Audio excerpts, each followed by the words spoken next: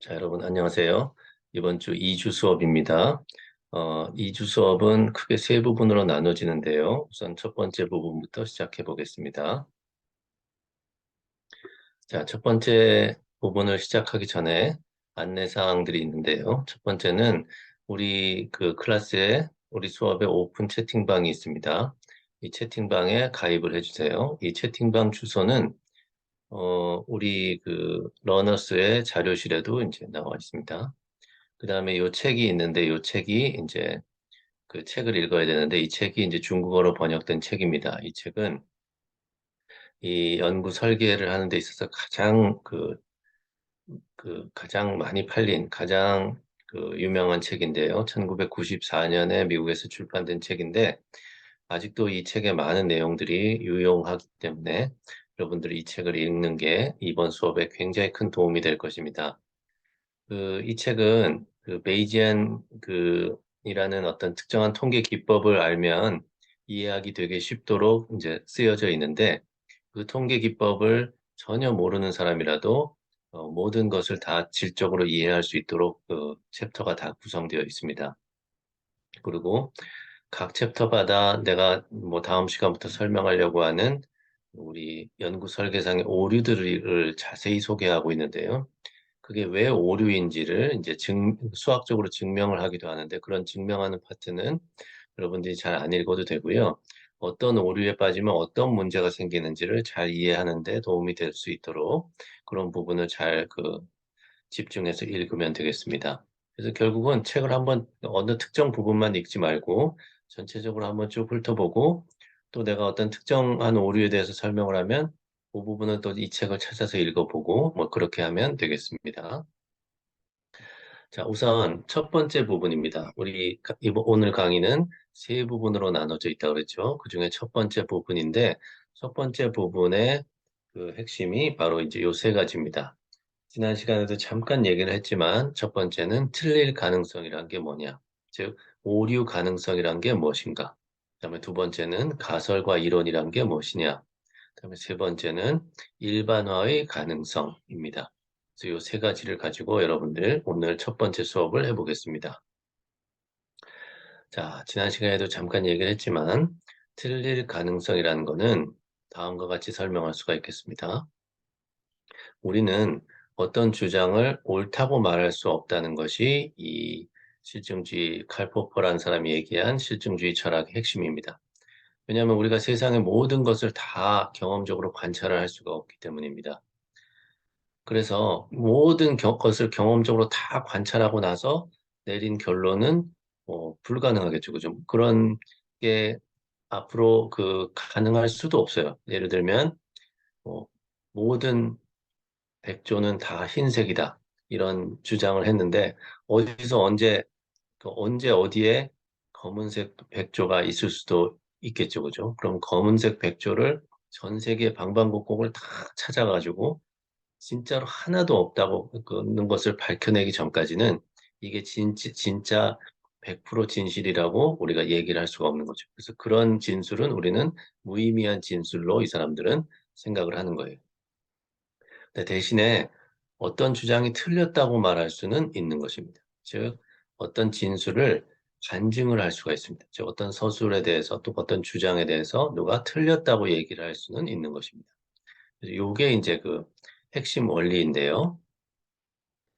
결국 우리가 추구하는 진리는 어떤 것이 더 옳은 것인가라는 것을 주장하는 게 아니고 누가 좀 덜 틀렸냐를 주장하는 것입니다.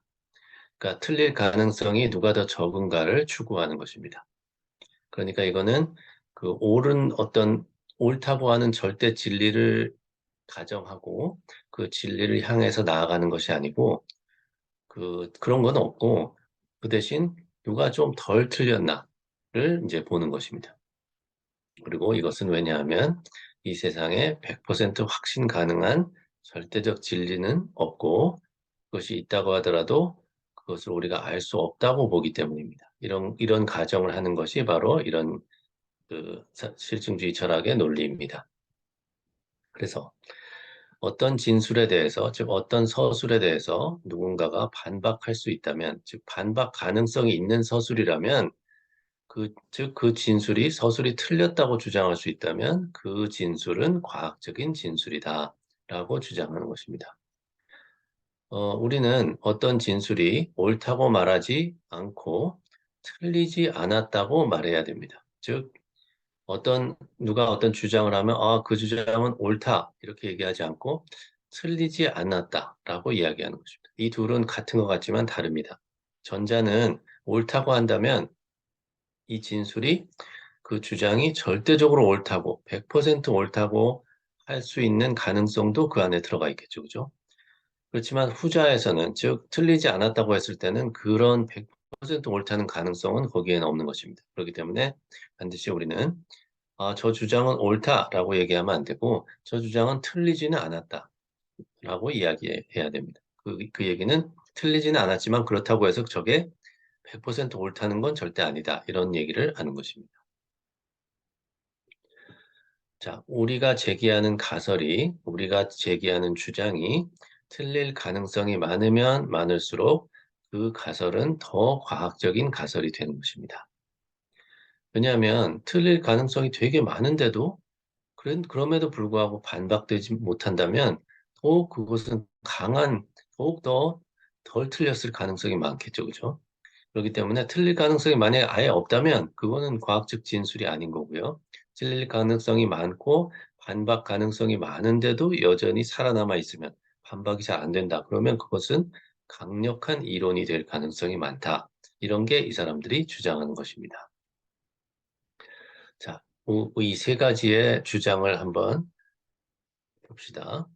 북한이 체제를 유지하고 있는 이유는 국내적 요인 그리고 국외적 요인 때문이다. 라는 진술이 있습니다. 이런 그 주장이 있습니다. 자, 이 주장은 틀릴 가능성이 하나도 없습니다. 즉, 반박을 할 수가 없습니다. 왜냐하면 우리가 크게 어떤 그 요인을, 이 북한 체제 유지에 영향을 미치는 요인을 국내적 요인과 국외적 요인으로 나눌 수 있겠죠. 그죠? 그렇지만 국내적 요인과 국외적 요인이 아닌 다른 요인이 있을까요? 없겠죠. 그죠? 국가의 아니냐 바뀌냐를 기준으로 나눈 것이니까요. 그렇다면 이 주장은 국내적 요인도 있고 국외적 요인도 있다라고 주장하는 거잖아요. 이 주장은 틀릴 가능성이 하나도 없어요. 즉, 한마디로 말해서 굉장히 좋은 주장인 것 같지만, 예를 들면 북한 체제를 유지하고 있는 이유는 국내적으로는 뭐 이러이러한 요인이 있고, 국외적으로는 이러이러한 요인이 있다.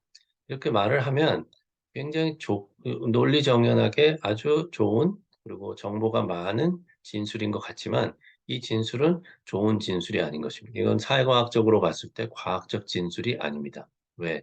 틀릴 가능성이 하나도 없기 때문에 반박할 수가 없어요.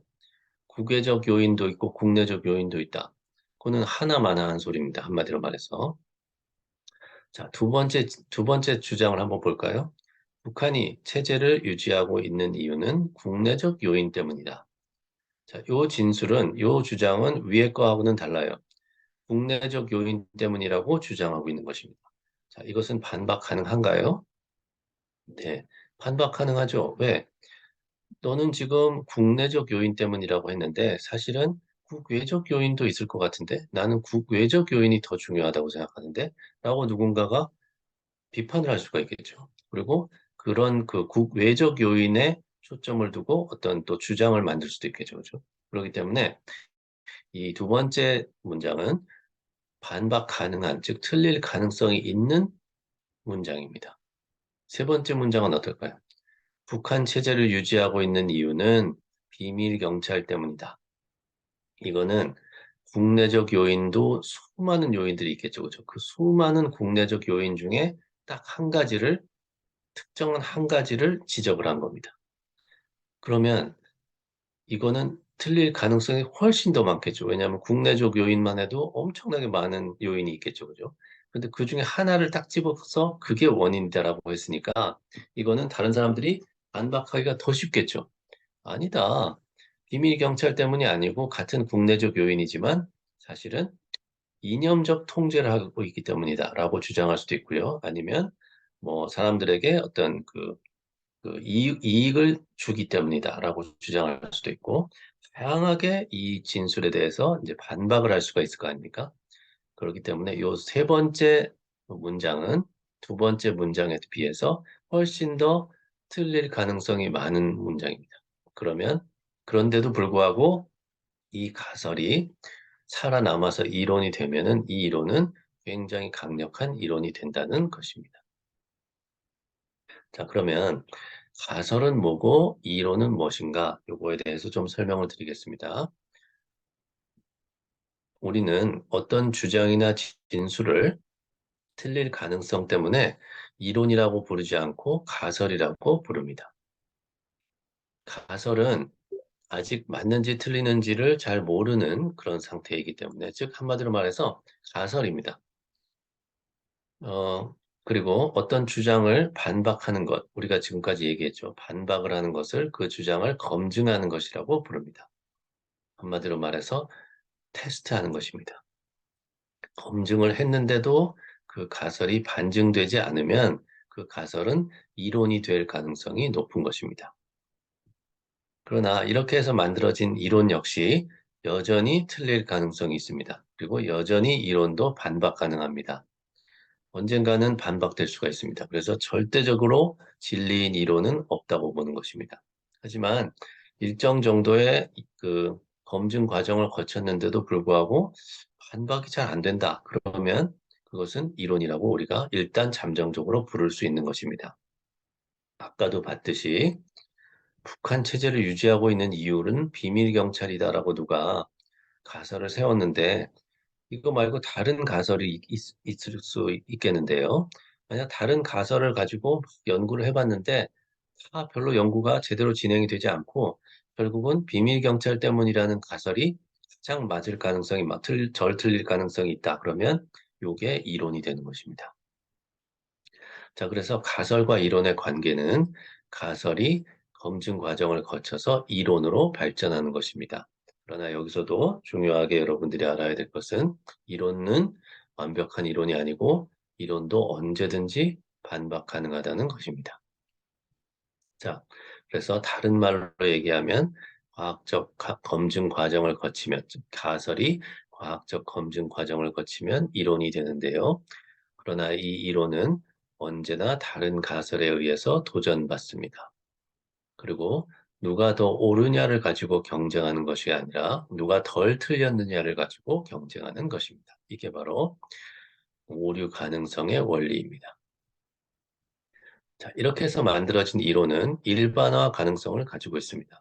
즉, 이론은 다른 사례에도 적용 가능해야만 합니다.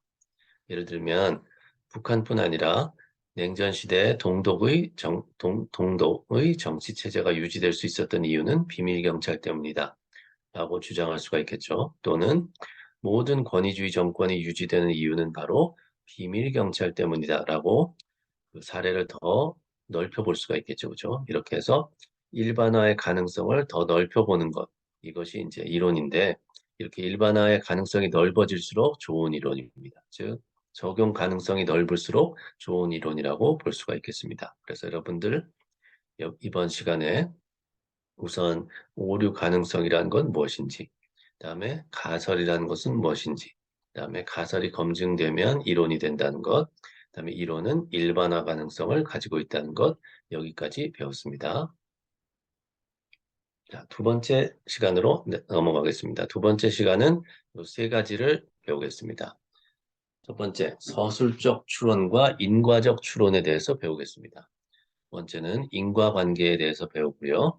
세 번째는 개념이란 무엇인가, 이론이란 무엇인가, 접근법이란 무엇인가, 이런 것에 대해서 배우겠습니다. 자, 우선 서술적 추론과 인과적 추론에 대해서 배워야 되는데요. 그 이전에 추론이란 것이 무엇인지 이것을 먼저 설명하겠습니다. 추론이란 어떤 현상을 파악하기 위해서, 즉 어떤 현상을 이해하기 위해서 우리가 추측을 해보는 것입니다. 이게 필요한 이유는 우리가 우리 사회의 현상을 직접 관찰할 수 없기 때문입니다. 예를 들면 우리 앞에 사과가 있다. 그러면 우리가 사과를 직접 관찰할 수가 있지 않겠습니까? 그렇지만 우리가 잘 모르는 과일이 있다. 그러면 그 과일을 한 번도 본 적이 없는 과일을 우리가 어떻게 인식할 수 있을까요? 이런 그 상태에서 그 과일을 인식해 볼 수 있는 유일한 방법은 추측을 해보는 것입니다. 상상을 해보는 것이겠죠. 저 과일은 도대체 어떻게 생겼을까? 저 과일은 무슨 색일까? 저 과일은 무슨 맛일까? 뭐 이런 것을 우리가 추측을 해보는 것이겠죠. 그죠? 추측은 뭘 가지고 하겠나요? 우리가 기존에 알고 있는 과일들을 바탕으로 해서 추측을 하겠죠. 우리가 사과를 알고 있다 그러면 아, 저 과일도 사과처럼 빨간색일 거야 라고 추측을 하겠죠. 그죠? 그런데 우리가 사과뿐만 아니고 많은 과일들을 알고 있다 그러면 우리의 추측이 조금 더 다양해지고 조금 더 그 진실에 가까워질 수, 그러니까 그 진짜 그 과일의 모습에 가까워질 수 있을 가능성이 더 커지겠죠. 그죠? 그리고 추측도 되게 다양해질 수가 있겠죠. 자, 어쨌든 간에 우리가 추측을 해보는 이유는 우리가 사회과학에서 배우는 개념들이나 현상들이 직접 관찰 가능하지 않기 때문입니다. 예를 들면, 빈곤은 무엇일까? 경제 발전이란 것은 무엇이냐? 아, 여러분, 빈곤이 어디 있나요? 어떻게 생겼나요? 빈곤은 어디 가면 우리가 직접 눈으로 볼 수가 있나요? 이렇게 빈곤, 경제 발전, 뭐 민주화, 뭐 우리가 사회과학에서 다루는 이런 개념들은 다 추상적인 개념으로서 직접 관찰이 불가능합니다. 그렇기 때문에 우리가 추론을 해볼 수밖에 없는 것입니다. 추론이라는 것은 우리가 빈곤이란 것은 이러이러한 것일 거다라고 추측을 해보는 것입니다. 그런데 그런 추측 과정이 크게 두 가지가 있습니다.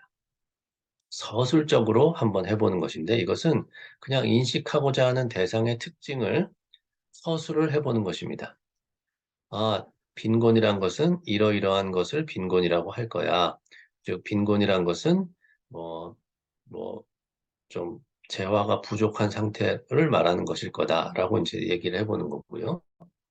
반면에 두 번째, 인과적 추론이란 것은 우리가 관찰하는 현상의 원인을 추측해 보는 것입니다. 빈곤은 왜 생겼을까? 뭐 때문에 저 나라는 빈곤한가? 그 원인을 추측해보는 과정을 바로 인과적 추론이라고 합니다. 그래서 우리가 사회과학에서 다루고 있는 추론은 서술적 추론이 아니고요. 인과적 추론입니다. 인과적 추론은 서술적 추론보다 더 힘들겠죠. 직접 관찰하기도 힘든데 그 직접 관찰하기도 힘든 어딘가 있는지도 잘 모르겠는 어떤 추상적인 것이 뭐 때문에 생겼는지 그 현상의 원인을 우리가 추정을 해보는 것이거든요. 그렇기 때문에 훨씬 더 서술적 추론보다 더 복잡하고 힘들겠죠. 그렇기 때문에 이 과정은 굉장히 정교한 과학적인 그 단계를 필요로 합니다. 과학적인 과정을 필요로 합니다. 그 과정이 바로 연구 설계라는 과정이고 우리가 앞으로 배울 과정입니다. 자, 여기 경제 발전이라는 것에 대해서 예를 들었습니다. 경제 발전에 대한 서술적 추론. 경제 발전이란 한 국가나 사회 등 특정 집단의 부가 늘어나는 현상이다. 라고 그냥 썼죠. 그죠? 자, 그럼 경제 발전에 대한 인과적 추론. 한 국가의 경제 발전을 위해서는 교육이 필요하다. 자, 여기에는 원인과 결과 관계가 들어가 있습니다. 즉, 한 국가의 경제 발전이라는 것이 결과고요. 그 경제 발전을 이끌어낸 원인이 바로 교육입니다. 그렇기 때문에 교육이 원인이고 교육으로 인해서 경제 발전이라는 결과가 나온 것입니다. 물론 이거 여전히 아직도 다 추론입니다. 즉, 아직도 우리가 추측만 하고 있는 상태입니다. 상상만 하고 있는 상태입니다. 그렇기 때문에 이런 것을 다 가설이라고 하죠. 그렇지만 여러분들이 지금 서술적 추론과 인과적 추론이 뭐가 다른지는 여러분들이 잘 이제 이해할 수가 있겠습니다. 우리는 서술은 관심이 없어요. 우리는 언제나 인과적 추론에만 관심이 있습니다. 어떤 현상이 왜 발생했는가? 그 현상의 원인이 무엇인가를 밝히는 것이 우리가 사회과학에서 할 일입니다. 그것이 바로 인과관계입니다. 이미 다 설명을 했듯이 원인과 결과 간의 관계입니다. 자, 여러 가지 두 개 혹은 그 이상의 변수들이 있을 때, 두 개 혹은 그 이상의 현상들이 있을 때, 그 현상들 간의 관계에 있어서 어떤 하나가 원인이 되고 다른 것이 결과가 되었을 때 인과관계라고 합니다. 그런데 이것은 상관관계라고 하는 것과는 다릅니다. 상관관계는 단순히 관련이 있다는 뜻입니다. 그렇지만 그 변수들 간에 또는 현상들 간에 원인과 결과 관계가 성립하는 것은 아닙니다. 그래서 인과관계는 상관관계가 아니다라는 것을 여러분 반드시 알아야 됩니다. 또 그리고 또 반대로 얘기하면 상관관계는 인과관계가 아닙니다. 그러니까 인과관계는 상관관계가 될 수가 있는데 상관관계는 인과관계가 될 수가 없습니다. 여러분 이것은 무엇입니까? 온도가 높아지면 아이스크림 판매량이 증가합니다. 자, 온도가 높아진다고 하는 이 현상, 그다음에 아이스크림 판매량이 높아진다고 하는 현상, 이 두 현상들 사이에는 밀접한 관련이 있죠, 그죠? 이 밀접한 관련이 있는 것을 상관관계라고 합니다. 그리고 이 두 그 현상 사이에는 혹시 인과관계가 존재할 수도 있습니다. 즉, 온도가 높아졌기 때문에 아이스크림이 더 잘 팔릴 수도 있습니다. 그렇지만 그것은 우리가 잘 모르는 것입니다. 그것은 우리가 그런 가설을 세우고 검증을 해봐야지만 알 수 있는 것입니다. 이렇게 이 그림만을 보면은 온도가 올라갔기 때문에 아이스크림이 잘 팔렸을 거다라고 추측을 하기 쉽지만 우리가 모르는 다른 원인들이 있을 가능성이 얼마든지 있습니다. 온도가 많이 올라갔다고 하더라도 아이스크림 값이 비싸면 사람들이 잘 안 사겠죠, 그죠? 그래서 온도가 올라가서 아이스크림을 많이 사 먹은 게 아니고 예를 들면 아이스크림 가격이 갑자기 하락을 했기 때문에 사람들이 아이스크림을 많이 샀을 가능성도 있습니다. 그래서 이렇게 두 변수들 간에 단순히 관련이 있다고 해서, 즉 상관관계가 있다고 해서 그것이 바로 인과관계는 절대 아니라는 것, 여러분들이 이것을 반드시 명심해야 합니다.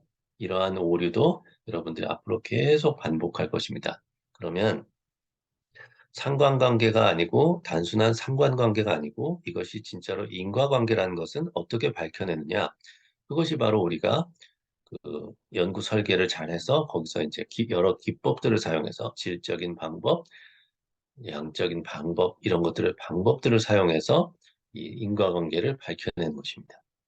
만약 인과관계를 밝혀내지 못한다면 이것은 단순한 상관관계에 그치는 것입니다.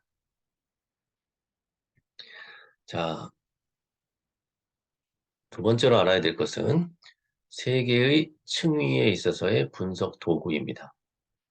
자, 여러분들이 어떤 현상을 분석을 할 때, 사회과학에서 분석을 할 때 도구가 필요합니다.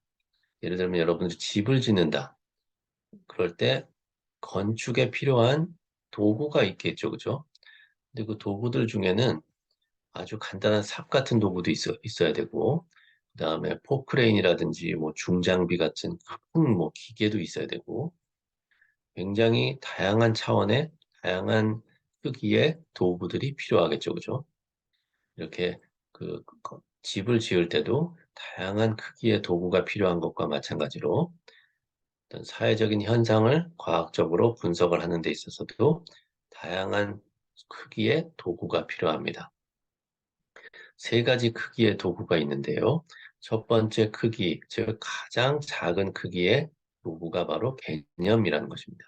개념은 구체적인 것을 추상적인 것으로 바꾼 것입니다. 예를 들면 아까 얘기한 뭐 민주화 운동, 아까 얘기한 경제 발전이라든지 뭐 빈곤 이런 것처럼 민주화 운동이라는 개념이 있다고 생각해 봅시다. 자, 우리는 한국에서는 1987년에 사람들이 이제 그 직선제 개헌을 요구를 했습니다.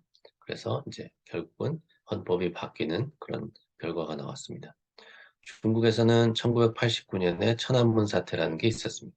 이렇게 아주 다양한 전 세계 구체적인 사실들이 있거든요. 이 사실들을 다 포함해서 하나의 언어로 표현을 하면 너무 좋겠죠, 그죠? 그 하나의 언어로 표현을 하려면 구체적인 언어여서는 안 되고 추상적인 언어여야 되겠죠, 그죠? 그 추상적인 언어로 만든 것이 바로 이 개념입니다. 그러면 우리가 민주화 운동이라는 개념을 알고 있다 그러면 이 세상에 많은 나라에서 일어난 민주화 운동을 다 일일이 적어놓지 않아도 되겠죠. 민주화 운동이라는 말만 하나 딱 적어놓으면 그 안에다가 이런 많은 사실들을 집어넣어 놓으면 되겠죠. 그죠? 그렇기 때문에 이런 개념들은 우리가 구체적인 현상들을 복잡한 그 구체적인 현상들을 분류를 하는 데 편리합니다. 아, 저 현상은 민주화 운동이라는 방 안에다 넣어놓으면 되겠구나. 아, 저 현상은 경제 발전이라는 거 안에다 넣어놓으면 되겠구나 해서 우리 머릿속에 많은 방들을 만들어 놓는 것입니다. 그러면 이 방들이 다 하나하나가 개념인데요. 이 방 안에 우리가 인식하는, 우리가 글을 통해서 배우거나 뭐 사람들로부터 듣는 많은 복잡한 현상들을 그 각자의 방 안에다 넣어놓기만 하면 되는 것입니다. 그래서 개념은 일단 가장 기본적으로 우리가 갖고 있어야 될 도구입니다. 이 개념이란 것을 모르면 여러분들이 이미 다 알고 있습니다. 그런데 이 개념이란 것이 없으면 이 많은 사회 현상들을 우리가 다 머릿속에 집어넣을 수도 없습니다. 집어넣는다고 하더라도 제대로 분류가 안 되기 때문에 알 수가 없습니다. 이런 것들 이해할 수가 없습니다. 그래서 개념이 우리가 현상을 이해하는 데 있어서 가장 중요하고 가장 기초적인 도구입니다. 자, 그러면 개념은 어떤 게 좋은 개념이냐? 그것을 알기 위해서는 우선 개념의 내포라는 것과 외연이라는 것을 알아야 합니다. 내포란 그 개념의 핵심 속성입니다. 그리고 그 외연이란 것은 그 속성을 만족시키는 구체적인 사례들을 의미합니다. 자, 예를 들면 경제발전이라는 개념이 있다고 칩시다. 근데 여기서 경제발전이란 것의 내포를 1인당 국민소득이 3만 달러 이상인 경우다 라는 속성을 로 이 개념을 정의했다고 생각합시다. 그러면 이 경우의 외연은 3만 달러 이상인 국가들만 해당하는 것입니다. 그러면 예를 들면 전 세계에 3만 달러 이상인 국가가 50개가 있다 그러면 그 50개만 이 외연에 속하는 것입니다. 그런데 만약에 우리가 1인당 국민소득을 1만 달러 이상인 경우를 의미한다 그러면 개념의 내포가 조금 더 적어지겠죠. 그죠? 그러면 그 반면에 이거에 속하는 외연은 더 늘어나겠죠. 내포가 너무 적으면 개념의 속성이 없어지고 내포가 너무 크면 개념에 해당하는 사례가 너무 적어집니다. 예를 들면 그래서 이런 것을 내포를 너무 작게 해서도 안 되고 너무 크게 해서도 안 되는데 이런 것을 추상의 사닥다리라고 합니다. 자, 우리가 연세대학교 학생이라는 개념이 있다고 생각해 봅시다. 여러분, 연세대학교 학생이란 어떻게 정의를 할까요? 첫째, 연세대학교에 다니고 있는 학생이다. 연세대학교에 다니기만 하면 무조건 연세대학교 학생이다. 이게 가장 좋은 정의겠죠. 만약에 이렇게 속성이 하나라면 많은 모든 연세대학교 다니는 학생들이 다 외연이 되겠죠. 여기에다 포함될 수가 있겠죠. 자, 그런데 여기에다 속성을 하나 더 추가해 봅시다. 연세대학교 학생이란 연세대학교에 다니고 있을 뿐 아니라 기독교를 믿는 학생이어야 된다. 라는 두 번째 기독교라는 속성을 추가해 보면 기독교를 믿지 않는 학생은 연세대학교 학생이 아니겠죠. 그죠? 그러면 많은 외연이 떨어져 나가겠죠. 그래서 기독교를 믿는 학생들만 외연에 들어오게 되겠죠. 그러면 속성이 지금 두 개가 되니까 벌써 외연의 수가 많이 줄어들겠죠. 하나 더 추가해 볼까요? 연세대학교 학생이란 연세대학교에 다니고 있는 학생이어야 되고 기독교를 믿는 학생이어야 되고 외모가 잘생긴 학생이어야 된다. 그러면 또 많은 외연이 떨어져 나가겠죠. 그죠? 여기에 하나를 더 추가해서 경제적으로 돈이 많은 학생이어야 된다. 그러면 또 더 줄어들 거고 여기에 또 축구를 잘하는 학생이어야 된다. 그러면 또 많이 줄어들겠죠. 그죠? 이렇게 어떤 개념을 정의를 할 때 내포, 즉 속성을 너무 많이 추가하게 되면 그 개념에 속하게 되는 실제 사례가 너무 줄어들겠죠. 반면에 속성이 너무 작으면 포함되는 개념은 많을 수 있겠지만 그 속성이 너무 작기 때문에 이 개념이 정확히 뭘 의미하는지가 불분명하겠죠. 그래서 이 속성이 너무 작아서도 안 되고 너무 커서도 안 된다는 것입니다. 그래서 좋은 개념이란 적절한 수준의 속성을 가지고 있어야 한다는 것입니다. 그것이 바로 추상의 사닥다리라는 것인데 사닥다리를 너무 추상적으로 올라가면 뭐 외연은 넓지만 뭐 이게 도대체 뭘 의미하는지 모르겠는 그런 그 분석적이지 않은 개념이 되는 것입니다. 예를 들면 발전이라는 개념이 있다고 칩시다. 이 발전은 도대체 뭘 의미하는 거죠? 뭐 경제 발전도 될 수 있고 정치 발전도 될 수 있고 역사 발전도 될 수 있고 이런 거는 추상의 수준이 너무 높은 것입니다. 여기에는 모든 게 다 들어올 수가 있거든요. 그렇지만 이것은 속성이 너무 없기 때문에 즉 내포가 너무 없기 때문에 그것은 분석적인 개념이라고 할 수가 없겠습니다. 그런데 발전이라는 개념과 비교해서 예를 들면 경제 발전이다. 이 개념은 속성이 하나 추가되어 있죠. 그죠? 그러면 외포는 적어지지만 그래도 아까 발전이라는 개념보다는 조금 더 분석적인 개념이고 좋은 개념이라고 볼 수가 있겠습니다. 그래서 여러분들이 앞으로 이 수업에서 수많은 개념들을 다루게 될 텐데 내가 쓰고 있는 개념 혹은 내가 발명한 내가 만들어낸 개념이 과연 분석적인 개념이냐, 좋은 개념이냐 이것을 반드시 생각을 해봐야 됩니다. 그러려면 이 개념이 도대체 어떤 속성을 가지고 있느냐를 이제 우리가 따져봐야 되고요. 그 속성이 바로 이 개념을 정의하는데 이제 핵심적인 역할을 합니다. 우리가 리서치 디자인, 즉 연구 설계의 여러 단계들 중에서 개념을 정의하는 단계가 있거든요. 개념을 정의하는데 여러분들이 반드시 알아야 될 것은 이 개념을 정의하다 보면 이거 개념 정의가 너무 추상적이다. 아니면 개념 정의가 할 때 들어간 속성이 너무 많다. 이러면 이거 잘못된 좋은 개념이 아니구나 하고 반드시 버려야 됩니다. 그런 개념은 앞으로 여러분들이 그런 것을 이제 염두에 두어야 합니다. 자, 여러분들 세 가지 크기의 도구가 있다고 했죠. 그죠? 첫 번째 도구가 바로 개념이었고 두 번째 도구, 조금 큰 도구입니다. 이 도구는 바로 이론 또는 가설 또는 모델 또는 프레임워크 이런 것들이 다 이 수준에 해당하는 도구들입니다. 자, 가설이란 개념과 개념이 원인과 결과 관계로 이어지는 것을 가설이라고 합니다. 우리 이미 가설이라는 게 뭔지 배웠죠. 그죠? 아까 본 대로 비밀 경찰이 있기 때문에 북한 체제가 유지된다. 자, 비밀 경찰이란 것이 개념이고요. 또 북한 체제의 유지라는 것이 바로 이제 또 하나의 개념이 되겠죠. 이 개념과 개념이 이제 이 인과관계, 즉 원인과 결과 관계로 만나게 되면 가설이 되겠죠. 그죠? 그리고 이론은 이미 우리가 배웠죠.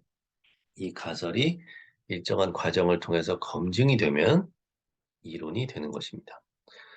자, 모델이나 프레임워크는 아주 간단하게 개념과 개념이 인과관계가 아닌 그냥 아무 상관관계로 어떠한 경우도 좋으니까 상관관계로 연결이 되면 모델이라고 하고 프레임워크라고 합니다. 그런데 이것은 뭐 A라는 개념이 B라는 개념에 영향을 미쳤을 수도 있고 B가 A에 영향을 미쳤을 수도 있고 해서 이것은 이들 간의 관계가 좀 불분명합니다. 관계가 있다는 것만 표현하는 것입니다. 그래서 모델이나 프레임워크는 뭐 그렇게 좋은 그런 그 도구는 아니지만 이 모델이나 프레임워크 안에서도 화살표를 아주 정확히 그린다면 인과관계를 확실하게 표현한다면 이것도 이론이나 가설이 될 수가 있습니다. 자, 마지막에 있는 제일 큰 도구는 바로 접근법이라든지 패러다임이라든지 관점이라든지 이념이라든지 이런 것입니다. 자, 우리가 이론을 만들 때, 즉 가설을 만들 때, 즉 개념과 개념을 연결시킬 때 우리의 사고를 지배하는 선입견이 되는 역할을 하는 것, 이것을 바로 이런 접근법이라고 합니다. 예를 들면 우리가 루안다는 왜 소득이 낮을까? 라는 연구 질문이 있다고 생각해 봅시다. 그런데 만약에 우리가 마르크스주의라는 어떤 급진적인 이념을 좋아한다고 생각해 봅시다. 그러면 우리는 식민지 지배를 받았기 때문에 루안다가 소득이 낮다는 어떤 가설을 세울 수가 있습니다. 그렇게 뭐 다른 여러 가지 원인을 이제 생각을 해볼 수도 있었는데 왜 하필이면 식민지 지배라는 원인을 내가 중심으로 가설을 세웠느냐? 바로 내가 마르크스주의라는 패러다임에 영향을 받고 있기 때문입니다. 이렇게 이 접근법이나 패러다임이나 관점이나 이념은 우리의 사고를 지배하고 있는 거대한 사고 틀입니다. 이 사회과학자들은 전부 다 이러한 거대한 사고 틀의 지배를 받는데, 물론 지배를 받지 않을 수도 있고요. 19세기, 20세기에는 이런 거대한 사고 틀을 먼저 설명하려고 했던 그런 경향이 되게 강했습니다. 그래서 어떤 큰 패러다임에서 사회와 역사가 어떻게 발전하는가, 어떻게 변하는가를 설명하려고 했습니다. 그런 것을 거시적인 이론이라고 하죠. 그죠? 거시적인 패러다임을 제시했던 사람들이 바로 뭐 마르크스라든지 베버라든지 뒤르켐이라든지 이런 사람들이고요. 지금은 이런 거대한 패러다임을 우리가 추구하는 것은 아니고요. 우리 앞에 놓인 현상의 원인을 이러한 패러다임의 영향을 될 수 있으면 받지 않고 이제 우리가 분석을 해보는 이런 그 경향들이 더 강하다고 볼 수가 있습니다. 그렇지만 여전히 우리 정치학에서 또는 경제학에서 이런 패러다임의 영향은 절대 무시할 수가 없습니다.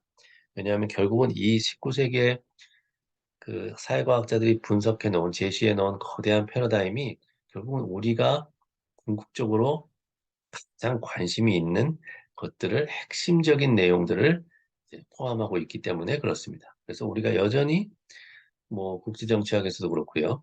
국가들이 왜 싸우는가, 뭐 국가들은 왜 협력하는가 이럴 때 뭐 자유주의 패러다임이라든지 현실주의 패러다임이라든지 마르크스주의 패러다임이라든지 이런 것들을 절대 무시할 수가 없는 거죠.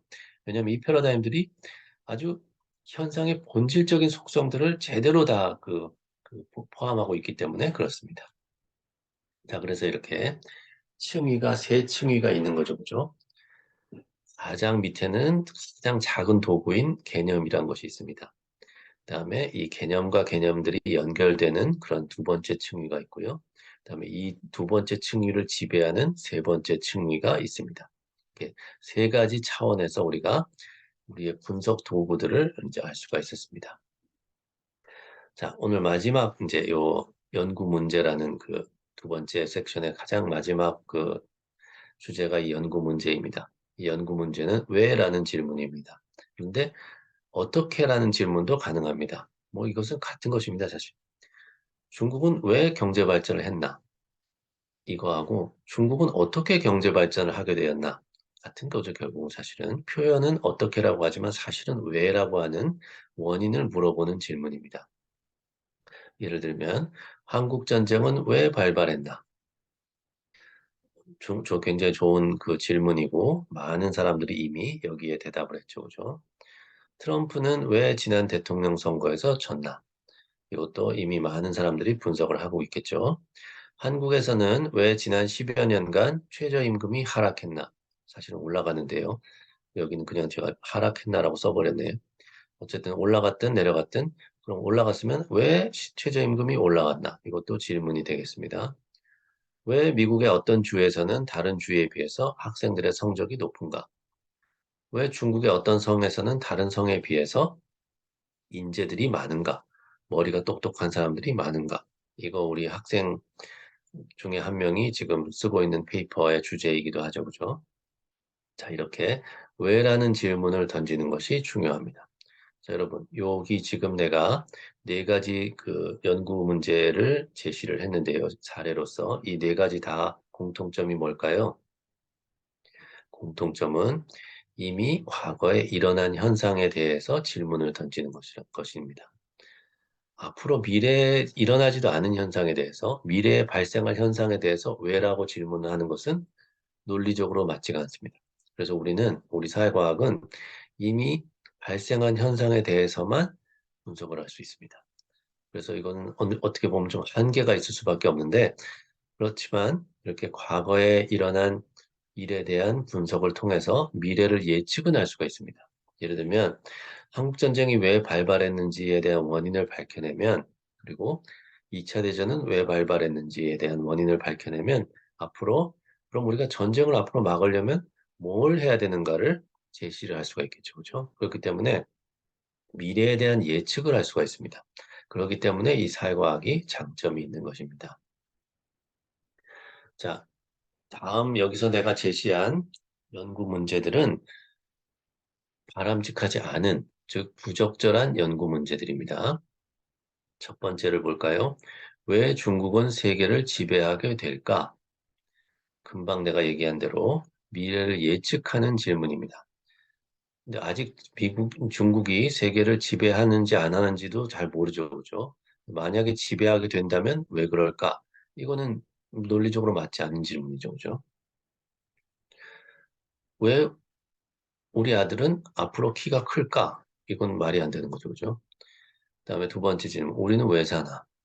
우리는 왜 살까? 우리의 삶의 의미는 무엇일까? 이것은 가치 판단을 요하는 철학적인 질문입니다. 이러한 질문은 다양하게 대답을 할 수가 있겠죠. 다양한 자기의 개인적인 주관적인 기준에 따라서 다양하게 질문을 할 수가 대답을 할 수가 있기 때문에 이런 것은 우리가 추구하는 질문이 아닙니다. 중요한 질문이긴 하지만 중국은 북한과 동맹 관계를 유지했나? 이거는 왜 좋은 질문이 아니냐면 왜라는 말이 빠져 있죠. 그죠? 여러분들 지금 이렇게 내가 이런 부적절한 연구 문제 사례를 제시할 때는 잘 이해가 됩니다만은 이걸 잘 이해했는데도 실제 해보면 이런 오류를 또 범합니다. 이렇게 왜라는 말이 없는 경우가 되게 많습니다. 중국은 북한과 동맹 관계를 유지했나? 이것도 질문이긴 한데 왜라는 말이 없기 때문에 이것은 우리의 연구 문제가 될 수가 없겠습니다. 왜 우리는 부모님을 존경해야 하는가? 자, 뭐뭐 해야만 한다. 존경해야 한다. 이것은 규범적이고 당위적인 문제입니다. 이 규범이란 것도 사람마다 다 다릅니다. 사회적으로도 다 다르고 집단마다 다 다르기 때문에 이 규범에 대한 이유를 물어보는 것은 우리가 이제 사회과학에서 보통 이렇게 하지 않는 그런 질문입니다. 왜 우리 아버지는 매일 술을 드시나? 만약에 이 질문이 왜 한국의 중년 남성들은 술을 많이 마시나? 이렇게 되면 조금 더 의미 있는 질문이 될 수가 있겠는데 왜 우리 아버지는 매일 술을 드시나? 이것은 우리 아버지란 사람이 크게 뭐 중요한 사람도 아니고 이건 조금 더 일반화된 형태로 질문을 바꿔야 되는 것입니다. 그래서 이 질문 자체는 별로 적절한 질문이 아닌 것입니다. 자, 이렇게 해서 여러분 40분 동안 수업을 들어봤고요. 자, 이제는 두 번째 시간은 잠깐 쉬었다가 여러분 각자 연구 문제를 한 번씩 써보고 그것을 가지고 우리가 다시 토론을 해보겠습니다.